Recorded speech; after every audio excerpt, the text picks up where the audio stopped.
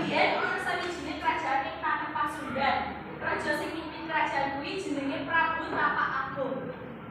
Sawijining raja sing wicaksana lan adil, Raja Prabu Tapak Agung duwé loro putri sing jenenge siji Purbarara lan loro adhike. Loro adhike jenenge Purbasari. Nalika Prabu Tapak Agung wis tuwa lan rumangsa umure wis cedhak, dheweke ngomong marang anak-anake, "Aku wis tuwa, wis wayahe aku mlebu tahta. Aku arep nangkar Purbasari dadi penggantiku." Kabar kuwi gawe Purbarara kusut banget. Dheweke ora trima nek adhike dadi ratu. Lah, aku iki putri sulung, kudune aku sing dadi putri, kudune aku sing dadi ratu, dudu Purbasari. Ngomongnya karo tunangane Indraraja karo Rai Nesu. Amarga iri lan gelo, Purbarara banjur duwe niatan nambur nangkani adhike. Dheweke nidai sawijining nenek sihir lan njaluk tolong supaya Purbasari disihir. Ora suwe nenek sihir kuwi ndakake mantra lan dadak nuntun Purbasari pentol-pentolan ireng. Waktu delok kuwi Purbarara langsung gumunyu sinis. Wong sing dikutuk kuwi ora pantes dadi ratu. Banjur Purbasari diusir saka kratun amarga wujudé sing ora kaya biyen maneh. Sawise Purbarara nyindir adhike, dheweke banjur nyuruh pati supaya nyingkirake Purbasari menyang alas. Nalika tekan alas, pati kuwi isih duwe rasa ati-ati. Dheweke gawene pondhok cilik kanggo pegawene Purbasari ning alas.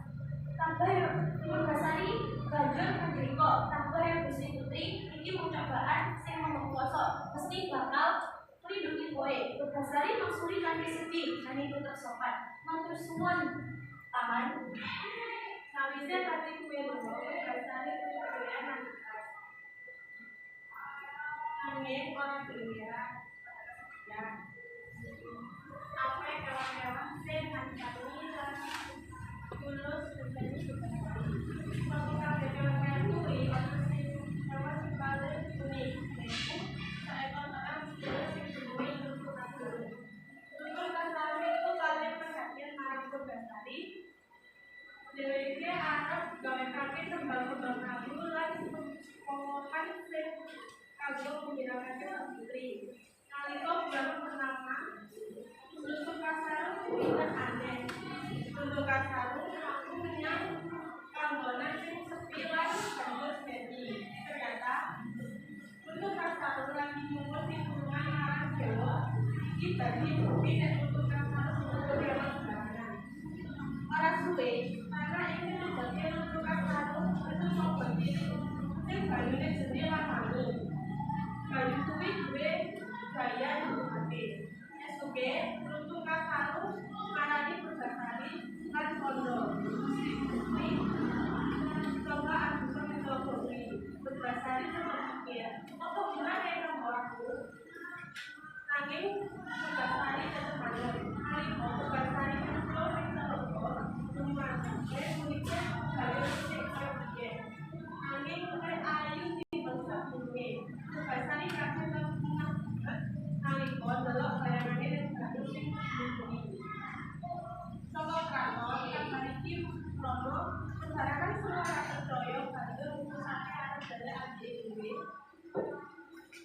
Purbasari lunga karo Indrajaya lan para prajurit menyang alas. Nalika ketemu, loro sedulur kuwi saling pandang. Purbasari lagi ora percaya ndelok Purbasari amung bareng.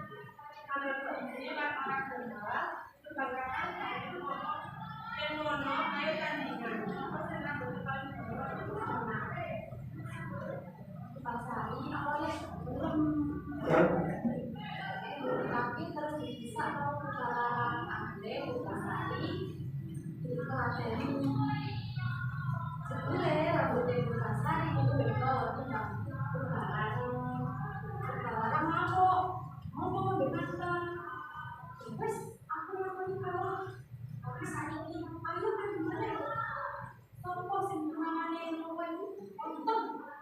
Iki lho namanya Indrajaya. Barang minta ini tunanganin Indrajaya.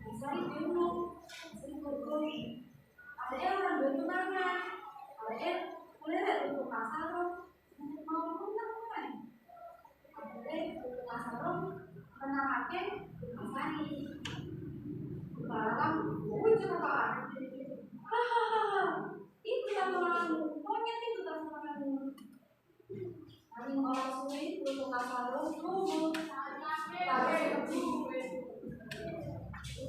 Tiba-tiba orang cahaya makan, kang loro. Kabeh untuk kasar mari pucuk dadi wong sing ganteng luwih tutuk iya jaya kabeh wong sing ngulu wakil kabeh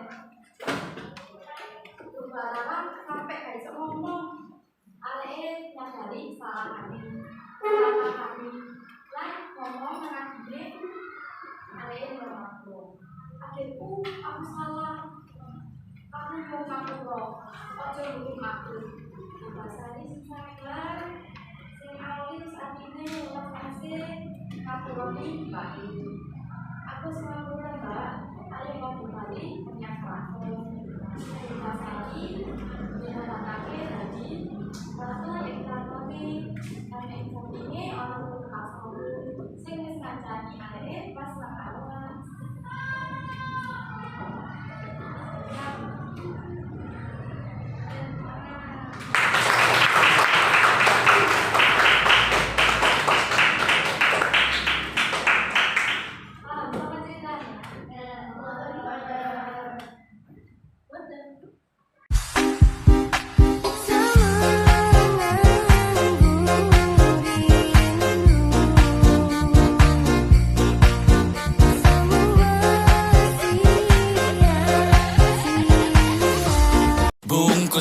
Bungkus aku dong.